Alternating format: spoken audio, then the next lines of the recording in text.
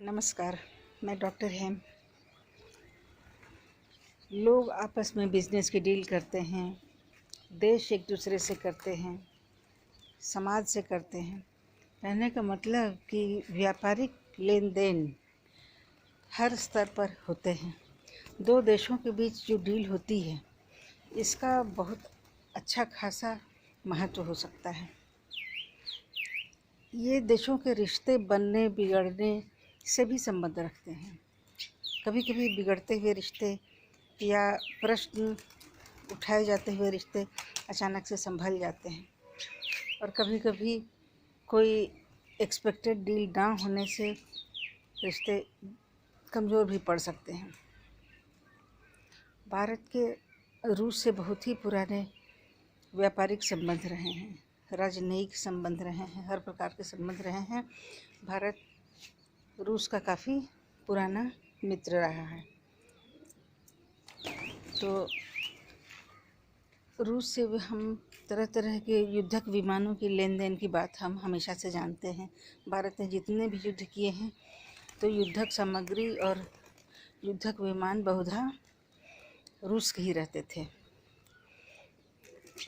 हम पुराने युद्धों को याद करें, 65 का युद्ध हो या 71 का युद्ध हो, हमने रूस से काफ़ी व्यापक सामग्री प्रयोग की थी। और आज भी भारत के पास जो भी युद्धक विमान हैं, बहुत पहले से है, उनमें रूस के विमानों की तादाद बहुत ज़्यादा है। तो जब अमेरिका से भारत ने संबंध सुधार की कवायद शुरू की, तो फिर उस समय ये प्रश्न उठा कि क्या रूस जो कमज़ोर पड़ता हुआ रूस है, या विखंडित हो चुका रूस है, यूएसएसआर विखंडित होकर के दर्जन भर से ज़्यादा देशों में बंट गया, तो क्या अब रूस की वही ताकत है, और क्या भारत के लिए उसका वही स्थान है?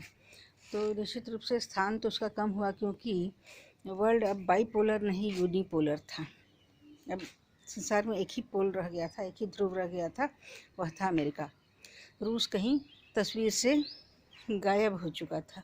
मिखाइल गोर्बाचोव के बाद, यूएसएसआर के डिसइंटीग्रेशन होने के बाद, और सेंट्रल एशिया में कई नए देशों के निर्माण के बाद, तो फिर इसके बाद क्या भारत ने उसको उतना ही स्थान दिया, रूस को वही जगह दी? भारत का रूस से इतना पुराना संबंध रहा है कि संबंध के बिगड़ने की बात तो नहीं सोची जा सकती थी। परंतु भारत ने बहुत से मामलों में जो पुनर्विचार किया और दूसरे ध्रुव की ओर मुड़ा, अमेरिका से अच्छे संबंध होते हुए दिखे, और विशेषकर डोनाल्ड ट्रंप के राष्ट्रपति बनने के बाद तो एक तरह से भारत अमेरिका के संबंधों में उछाल आई। उधर डोनाल्ड ट्रंप, इधर नरेंद्र मोदी, दोनों ने संबंधों को एक नई ऊंचाई दी। लेकिन इतनी गाढ़े समय में काम आने वाला रूस भारत का काफ़ी पुराना साथी रहा। रूस क्या इस तरह से छोड़ दिए जाने लायक था? रूस लाख भी खंडित हुआ हो, लेकिन वो इतना इनसिग्निफिकेंट आज भी विश्व के परिदृश्य में नहीं है। कोई भी विवाद हो, टसल हो, दो देशों के बीच यदि तनातनी हो, तो यह आज भी देखा जाता है कि रूस किसके साथ है। कहने का मतलब कि रूस का जो इम्पोर्टेंस था, वो आज भी बना हुआ है। तो फिर ऐसे में कुछ बिजनेस डील भी ऐसी, जो भी भारत ने जो भी व्यापारिक डील की, और विशेषकर जो S-400 किया रूस के साथ, S-400 की जो डील हुई युद्धक विमानों की, तो यह इसका भी महत्व रहा भी रूस से संबंध संभाले रखने में। इस डील ने निश्चित रूप से एक संबंधों को एक हद से नीचे आने नहीं दिया, एक परस्पर संबंध की संभावना जगाए रखी। उसके बाद रूस की इकोनॉमी भी ध्वस्त होती गई, उसकी जीडीपी भी गिरती गई। विश्व के परिदृश्य में अब वो आर्थिक महाशक्ति नहीं है। फिर भी भारत ने हाल फिलहाल में जो भी उसके साथ जो बहुत काफ़ी दिमाग लगा करके जो संबंध बनाए हैं, उससे रूस, एक कहा जा सकता है कि रूस से संबंध एक हद से नीचे कभी जा ही नहीं सकते हैं।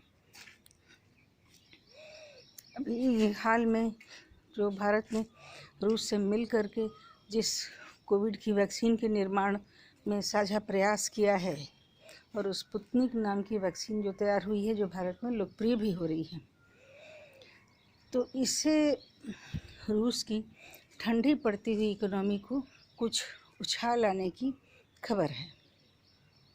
खबरों की माने तो ये स्पुतनिक इतना हाईलाइटेड हुआ कि अब कई और भी देश इस स्पुतनिक का नाम सुन रहे हैं और इसके बारे में डील की सोच रहे हैं।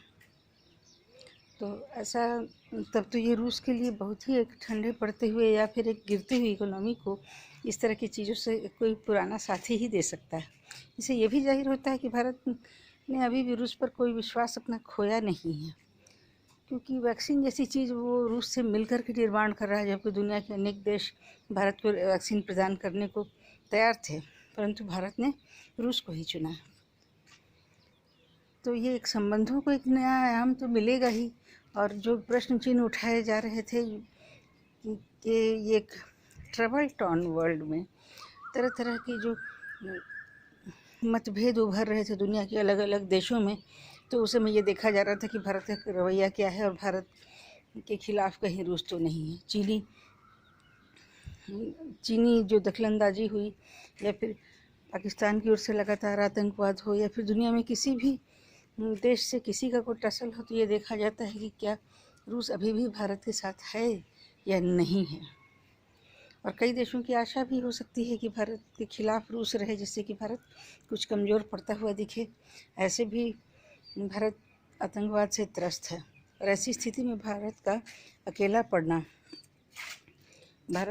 पड़ना बहुत देशों के लिए सुकून देने वाला हो सकता था, परंतु ऐसा नहीं हुआ।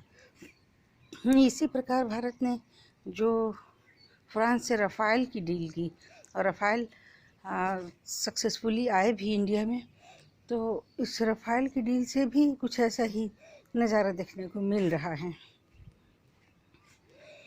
भारत ने रफ़ाल को इतने गौरव से अपने यहाँ लाया, अपने यहाँ एंट्री दी, और इतना हाईलाइट किया, इतना भारतीय मीडिया ने इतना हाईलाइट किया, और इतने सम्मान की दृष्टि से रफ़ाल को देखा गया और फ्रांस को देखा गया कि आज फ्रांस के भारत से बेहतर संबंध आज और बेहतर होते हुए दिख रहे हैं। भारत के साथ कोई बड़ी ट्रबल हो या कोई बड़ी घटना हो, तो फ्रांस हमें कदम बढ़ा करके साथ देते हुए दिखाई दे रहा है। इजराइल के बाद हम किसी का नाम लें तो वो फ्रांस है। तो ये भी रफ़ाल की डील भी बहुत ही योजनापूर्ण तरीके से और बड़ी ही सोची समझी तैयारी के साथ थी, जिससे भारत की शक्ति तो बढ़ी ही बढ़ी, फ्रांस से संबंध भी सुधरे। फिर मिलेंगे ऐसे ही टॉपिक्स के साथ। जय हिंद, जय भारत।